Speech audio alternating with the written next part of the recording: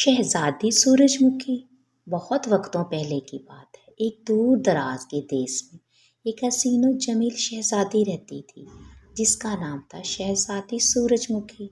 اس کے لمبے لمبے بال، روشن آنکھیں اور ہلکی سی مسکراہٹ اسے ایک چمکتے ہوئے سورج کی مانند بناتی تھی۔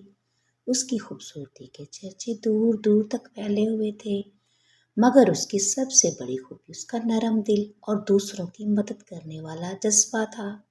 جب شہزادی سورج مکھی پیدا ہوئی تو ایک بوڑھی عورت نے پیش گوئی کی کہ یہ بچی ہمیشہ روشنی پھیلاتی رہے گی۔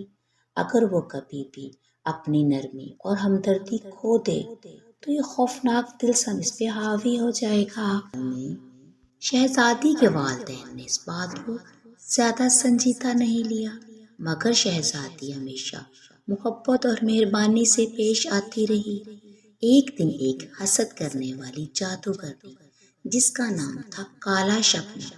اس نے شہزادی کی شہرت سن کر ایک چال چلی۔ وہ شہزادی کے پاس آئی اور کہا، اے شہزادی، میں تمہیں ایک تحفہ دینا چاہتی ہوں، یہ ایک جادوئی آئینہ ہے۔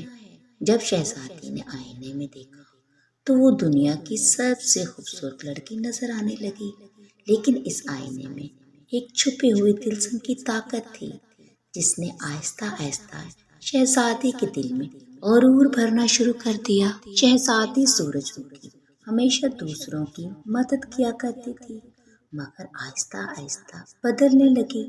وہ خود کو دوسروں سے برتر سمجھنے لگی اور اپنے محل کے نوکروں سے سختی سے بات کرنے لگی۔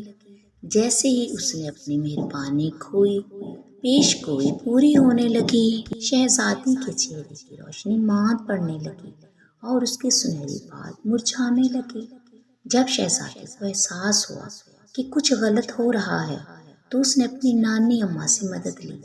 اس کی نانی نے اسے کہا، بیٹی، خوبصورتی چہرے سے نہیں بلکہ دل سے ہوتی ہے۔ اگر تم اپنی روشنی واپس چاہیے تو دوبارہ ہمدرد اور نیک بن جاؤ۔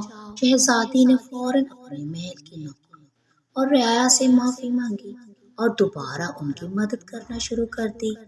جیسے جیسے اس کے اعمال اچھے ہوتے گئے، اس کی چہرے کی چمک واپس لوٹ آئی۔